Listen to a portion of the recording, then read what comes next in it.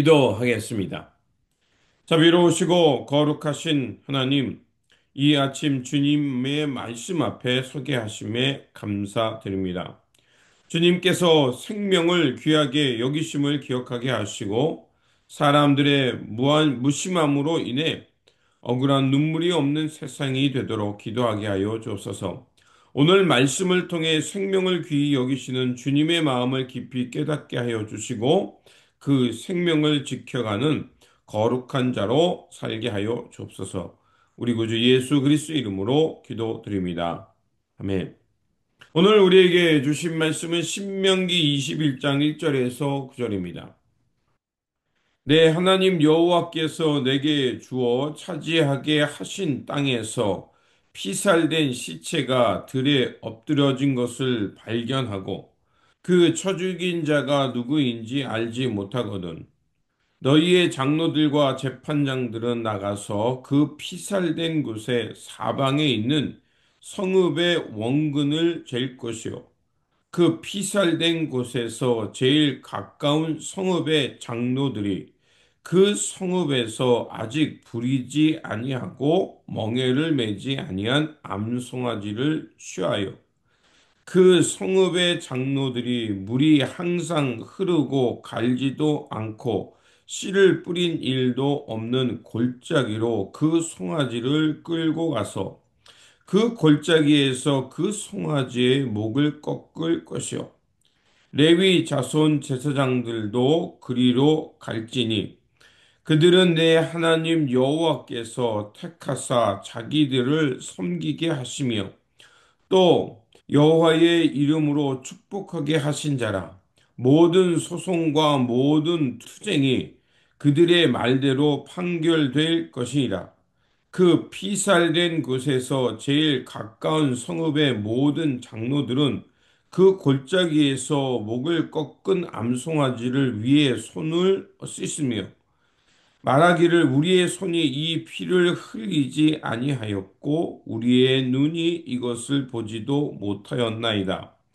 여호와여 주께서 속량하신 주의 백성 이스라엘을 사하시고 무죄한 피를 주의 백성 이스라엘 중에 머물러 두지 마옵소서 하면 그 피 흘린 죄가 사함을 받으리니 너는 이와 같이 여호와께서 보시기에 정직한 일을 행하여 무지한 자의 피 흘린 죄를 너희 중에서 제할지니라.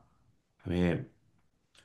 오늘 본문 말씀은 억울한 피를 흘리게 하지 말라는 것과 또 만약에 그런 피 흘림이 있다면 깨끗함을 받으라는 말씀입니다. 본문은 들의 시체를 발견했을 때 누가 그를 죽였는지 알 수 없는 경우 공동체가 그것을 어떻게 해야 되는지를 알려주는 규정의 말씀입니다. 이 말씀은 하나님께서 생명을 얼마나 귀히 여기시는가를 보여주는 영적 교훈을 주기도 합니다. 하나님은 한 사람의 생명이 사라질 때 그 피를 가볍게 여기지 않으신다는 겁니다. 사람이 보지 못한 억울한 죽음이라도 하나님은 그 피를 기억하십니다. 그래서 하나님은 공동체가 그 죽음에 무관하지 않도록 정결 의식을 행하도록 명령하십니다.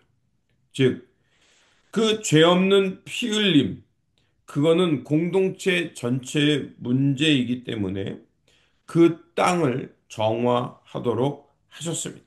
첫 번째로, 죄 없는 피를 흘린 땅은 바로 더럽혀진다는 것입니다. 1절에 이렇게 되어 있습니다. 내 하나님 여호와께서 내게 주어 차지하게 하신 땅에서 시체가 들에서 엎드려지고 그를 죽인 자가 누구인지 알지 못하거든. 이런 표현이 나옵니다. 이스라엘은 하나님께서 주신 땅에서 거룩하게 살아야 했습니다. 그런데 그 땅 위에서 무고한 피가 흘려졌다면 그 피는 하나님 앞에서 정결하게 될 때까지 그 땅은 더럽혀졌다는 겁니다. 그래서 장로들과 제사장은 그 사건을 외면하지 말고 가장 가까운 성읍의 장로들이 나와서 속죄 의식을 행하게 하셨습니다. 이는 하나님은 이 주어진 생명을 귀히 여기시며 나그네라도 혹은 억울한 죽음을 당한 그라도 그 생명을 무시하거나 방관하지 말라는 것입니다. 우리 사회에도 이 무고한 생명의 죽음을 많이 보게 됩니다. 전쟁으로, 폭력으로, 학대로 생명이 가볍게 여겨지는 경우를 볼 때가 있습니다. 이런 사회 속에서 그리스도인으로 부름받았다는 것은 무엇이겠습니까? 그런 생명을 가볍게 여기는 세상 속에서 생명의 귀함을 알게 하고 그리고 억울한 피 흘림이 없도록 하나님의 그 생명 살림의 사건을 회복하는 일에 기도하고 마음을 모아야 할 것입니다. 그렇게 오늘 이 땅에 그리스도인으로 부름받았다는 것은 하나님께서 억울한 피를 외면치 않는 것처럼 우리도 생명을 귀히 여기면서 그렇게 억울한 죽음이 없는 세상이 되도록 함께 기도하며 애쓰는 삶을 살라는 것입니다. 두 번째로 정결 의식을 통해서 생명을 회복하라는 것입니다. 본문에 보면 장로들이 송아지를 끌고 가 밭을 갈지 않은 골짜기로 가서 그 송아지의 목을 꺾으라고 하고 있습니다. 그리고 제사장들이 나와서 그 사건에 대해서 하나님의 이름으로 속죄 기도를 드리도록 했습니다. 이 의식은 하나님 앞에서 이 도성의 사람들이 이 피 흘림의 사건에 책임이 없음을 선포해 주는 것이었습니다. 한 사람의 죽음, 알 수 없는 사람의 죽음은 그 모든 책임이 공동체가 함께 책임지는 동시에 그거에 대해서 피 흘림의 사건에 대해서 속죄의 책임도 함께 가지고 있다는 겁니다. 그리고 8절에서는 중요한 얘기를 합니다. 제사장이 그렇게 그 암송아지를 죽이면서 뭐라고 말하냐면 여호와여 주께서 속량하신 주의 백성을 사하여 주옵소서라고 기도하게 했습니다. 이러한 기도를 드리게 하신 이유는 무엇이겠습니까?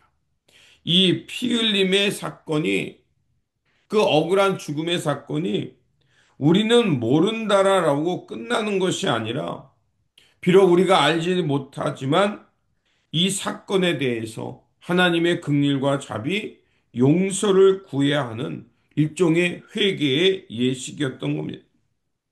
자신이 저지른 죄뿐만 아니라 공동체 전체가 함께 책임져야 하는 사건이라는 겁니다. 그렇게 해서 그 땅에 사는 사람들이 생명을 함부로 대하지 않도록 하는 것이고 또한 어떤 사람의 죽음이 있을 때 무관심하거나 방관하지 말라는 것이었습니다.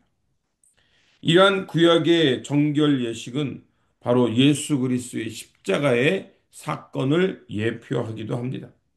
히브리서 10장 10절에 보면 이 뜻을 따라 예수 그리스도의 몸을 단번에 들이심으로 말미암아 우리가 거룩함을 얻었노라.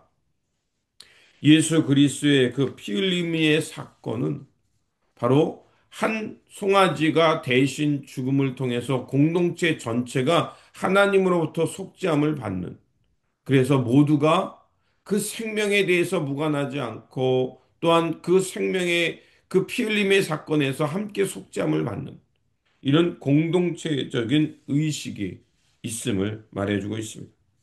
예수님의 보혈의 이 사건, 십자가의 보혈의 사건은 우리 모두가 죄로 부정해진 삶을 깨끗하게 하는 정결 예식의 사건이기도 합니다.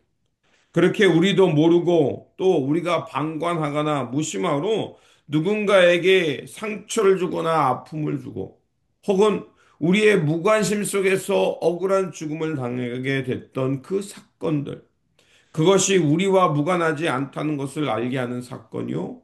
그렇기 때문에 우리 또한 하나님 앞에서 이 피 흘림의 사건에 대해서 책임을 지고 속죄함을 받는 것이 필요하다는 것입니다. 그렇게 해서 우리가 살아가는 이 세상과 이 땅 위에 억울한 피 흘림의 사건이 없도록 우리는 함께 애써야 될 뿐만 아니라 그런 사건이 있다면 이게 나의 책임이 아니다라고 방관하는 것이 아니라 그 사건, 그 피 흘림의 사건에 대해서 함께 아파하고, 그리고 그 억울한 죽음이 되지 않도록 우리가 함께 정결한 예식을 갖고 또 책임질 줄 아는 삶을 살아야 한다는 것입니다.